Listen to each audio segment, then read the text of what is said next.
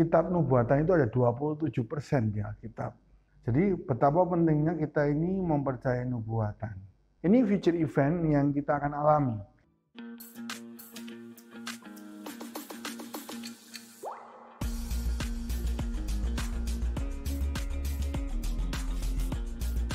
Shalom Bapak Saudara, puji Tuhan kita bertemu kembali dalam Sola Gratia, Sekolah Gratis Teologia. Pada bagian ini kita akan belajar eskatologi mengenai nubuatan dan kitab nubuatan. Nubuatan seringkali kita dengar ya, wah ada seorang nabi atau jabatan nabi sering bernubuat gitu ya. Nah, tahukah Bapak Saudara bahwa seringkali di Alkitab, bahkan dalam persentase yang besar, kitab nubuatan itu ada 27% di Alkitab. Jadi betapa pentingnya kita ini mempercayai nubuatan. Nubuatan yang kita percayai tentu dengan dasar pemikiran yang benar. Nah, banyak orang memiliki 3 sikap. Orang Kristen itu punya 3 sikap tentang nubuatannya. Yang pertama sikapnya acuh tak acuh atau nggak peduli ya. Kita belajar kitab yang kita bisa mengerti saja gitu ya.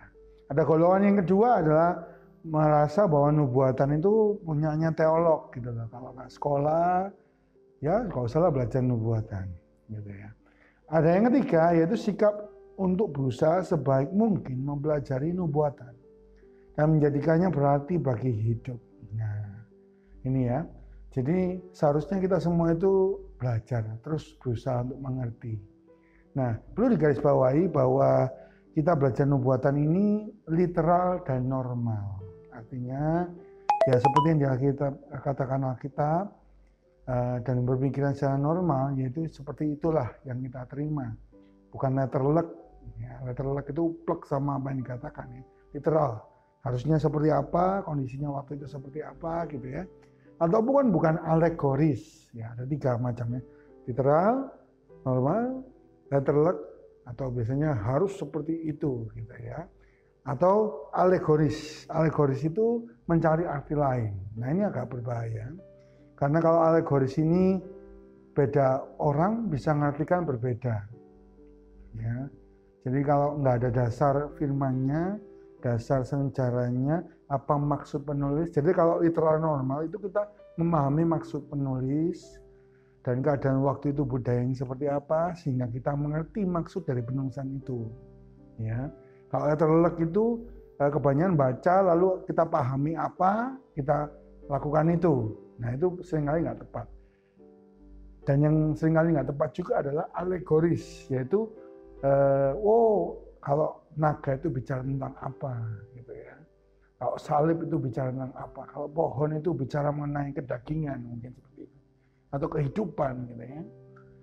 Alegoris, karena setiap orang menafsirkan berbeda. Jadi yang paling benar adalah kita harus pahami secara literal dan normal, yaitu bagaimana maksud penulis Alkitab pada waktu itu saat menulis, sehingga kita boleh mengerti apa yang menjadi pesan firman Tuhan untuk kita dan kita boleh melakukannya dalam hidup kita. Puji Tuhan.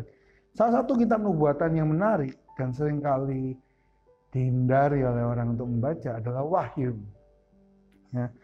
Kitab terakhir, surat Wahyu, yaitu ditulis oleh Rasul Yohanes.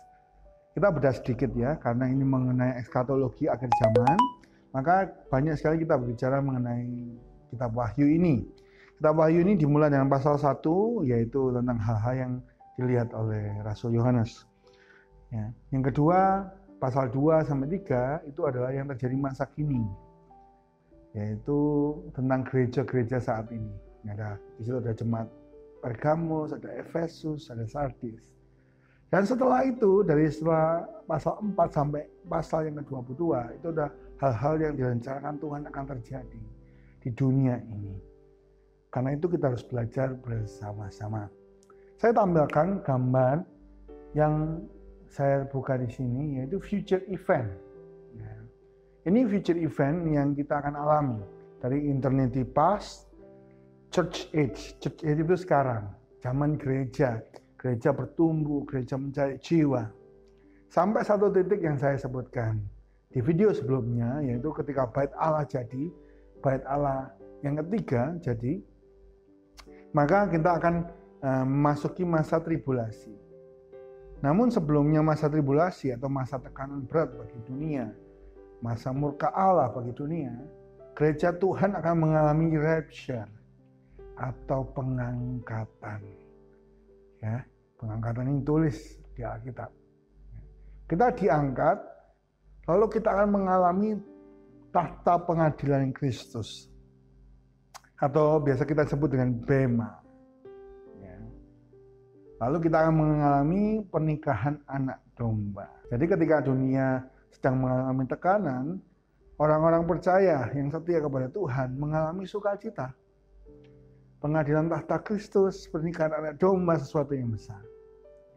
Dan lalu dilanjutkan, kita akan turun kembali bersama Tuhan, yaitu second coming, perang Harmagedon, lalu kita akan memerintah kerajaan 1000 tahun, yaitu milenium. Ya. Dan di situ ada pengadilan tahta putih besar, pengadilan malaikat, baru setelahnya kita akan mengalami eternity future, yaitu surga baru, bumi baru, Yerusalem baru. Itu di Wahyu 22. Puji Tuhan, Bapak Ibu Saudara, mari sama-sama kita tutup video hari ini dengan berdoa. Saya berdoa apa yang disampaikan hari ini bukan lewat lalu, tapi boleh berdampak dan mengubahkan, menambah pengetahuan, dan biarlah kita boleh mengasihi Tuhan dengan apa yang kita punya.